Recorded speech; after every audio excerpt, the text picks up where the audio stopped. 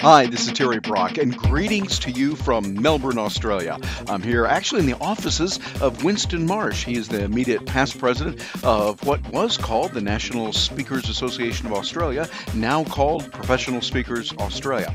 I'm getting a chance to be here, and today I want to talk with you about something very important, and that is innovation and the ability to create, even in the midst of some rather challenging times. You see, when you travel a lot, like I know many of you do, you're out there, you realize all kinds of things can happen. And those hardships and the setbacks are just part of the yuck of life, that yuck that's out there that Michael Scott Karpovich has told us about so many times. Hi, Michael, hope you're doing. And Здравствуйте, мой друг. Как вы поживаете сегодня? See, Michael speaks a little bit of Russian, but I hope you're doing well. And he talked about the yuck and the setbacks are just part of it. And too often we go, oh no, things are bad, I got to stop.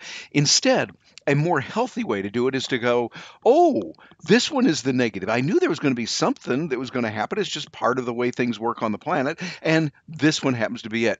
And I'm going to overcome that. I'm going to learn from it and build on top of it. I find that's really the way to do it. I love the way that Robert Ringer said it when he talked about maintaining a positive attitude by the expectation of negative results, which sounds a little bit counterintuitive. But when you think about it, you can stay positive if you realize, okay, I know some negative is going to happen. And when it does, hey, that's the one. That's okay. And I can overcome that as well.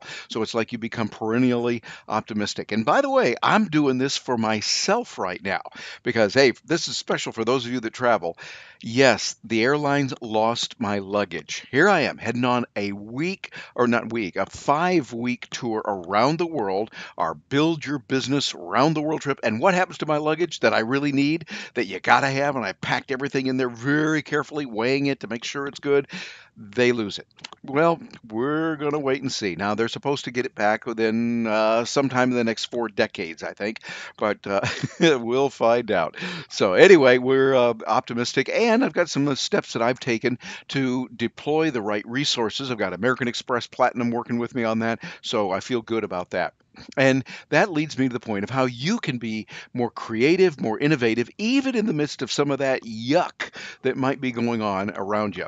Several things you can do. First of all, realize that it's normal. It's not unusual. You're going to have this happen. Secondly, prepare beforehand and make sure that you have all the little contingencies built in. Now, as much as you can. You can't figure out everything, but have the things ready to go so it's not such a surprise when those things happen. And build in abundance and redundance. I think that it's very important to be, I like to say, redundantly redundant. Yes, how's that for being a little excessive there? But make sure you got a few extras and you're able to move. Like for me, with losing the luggage, anyone who's a seasoned traveler knows you don't put certain things in the luggage that's checked because it could be lost. And you carry a few extra things just in case. So we're there, even though it is, yes, disadvantage. And by the way, do you like my new shirt? Went over and bought it today here in Melbourne and got it. I find they have a lot of wonderful things all around. So carrying a little extra cash can be a good thing for you. I recommend that. And another thing, be sure and have patience. Having patience is just a good thing no matter what happens in life, because the yuck is going to happen, and when it does, having patience gives you a little bit of an extra advantage. And finally, number 5, keep adapting, keep adjusting and improving, remaining flexible. I like to tell people what my buddy Ed Primo says. Hey, I'm so flexible, they call me Gumby. So I just kind of Gumby around here, having a good time. Well, how do you handle it? How do you become more creative, more innovative in the midst of the yuck that might be going on the way as we go through this wonderful journey called life? I'll look forward to hearing from you. Drop me a note. Terry@terrybrock.com is my email. I'm over there on Facebook, facebook.com/marketer Terry Brock, as one word, marketer Terry Brock. And of course, over at terrybrock.com, you'll get all that information. I'll look forward to hearing from you, and so long now from Melbourne, Australia.